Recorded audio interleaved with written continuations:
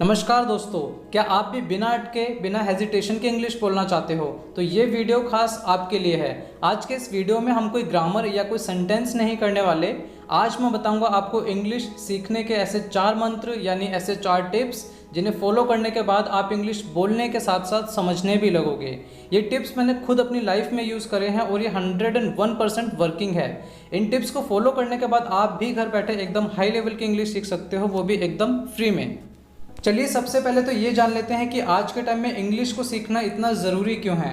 दोस्तों, जैसा कि आप जानते हो, इंग्लिश एक ग्लोबल लैंग्वेज है जो वर्ल्ड की बहुत सारी कंट्रीज़ में बोली जाती है और इंग्लिश के थ्रू हम एक दूसरे से आसानी से कनेक्ट हो सकते हैं और अपने आइडियाज़ एंड थॉट्स को शेयर कर सकते हैं। इसी के साथ आप देखोगे कि कोई भी प्रोडक्ट आप खरीदते हो उसमें सारी इन्फॉर्मेशन आजकल इंग्लिश में ही लिखी होती है। इसके अलावा mobile phone, computer, social media, internet, हर जगह आप देखोगे तो इंग्लिश का सबसे ज़्यादा यूज़ होता है। यहाँ तक कि आजकल जॉब में इंटरव्यूज़ भी इंग्लिश में ही लिए जाते हैं। तो देखा आपने कि इंग्लिश सीखना हमारे लिए क्यों ज़रूरी है। आज के टाइम में इंग्लिश सीखना हमारे लिए एक ज़रूरत बन गया है। आइए अब मैं आपको वो मंत्र, वो टिप्स बताता हूँ जिन्हें फॉलो करके मैंने इंग्लिश बोलना सीखी और आप भी आसानी से सीख सकते हो। सबसे पहला मंत्र है डिटर्मिनेशन, पक्का इरादा। दोस्तों, लाइफ में किसी भी चीज़ में सक्सेस पाने के लिए डिटरमाइंड होना बहुत ज़रूरी है।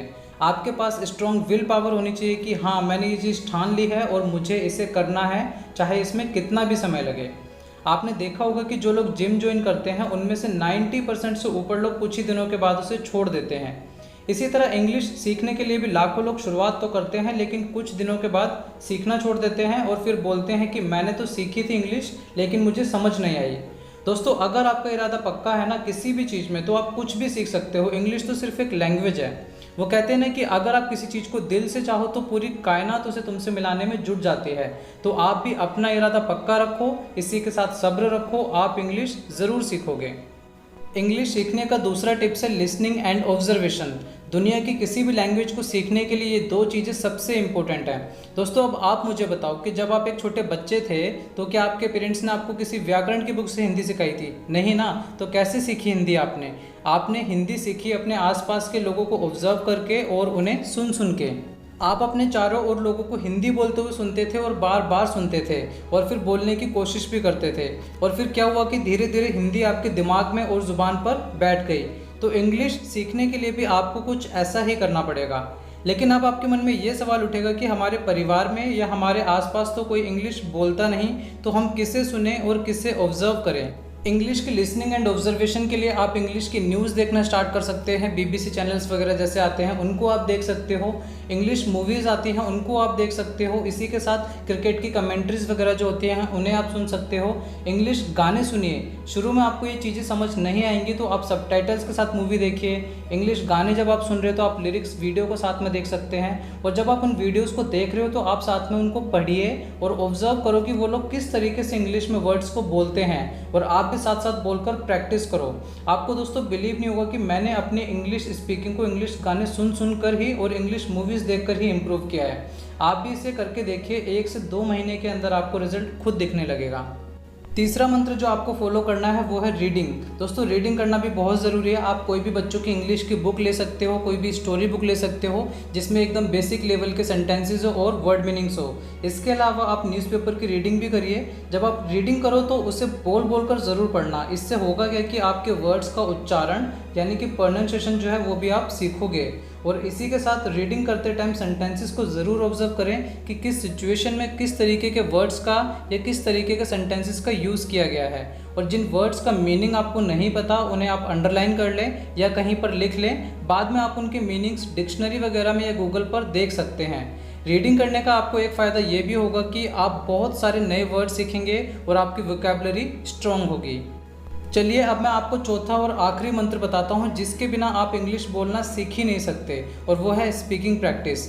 इंग्लिश की जब तक हम बोल बोल कर प्रैक्टिस नहीं करेंगे तब तक हम इंग्लिश बोलना नहीं सीख सकते। बचपन में हिंदी कैसे सीखी हमने? सुनकर और बोलकर। तो इंग्लिश के लिए भी हमें ऐसा ही करना पड़ेगा।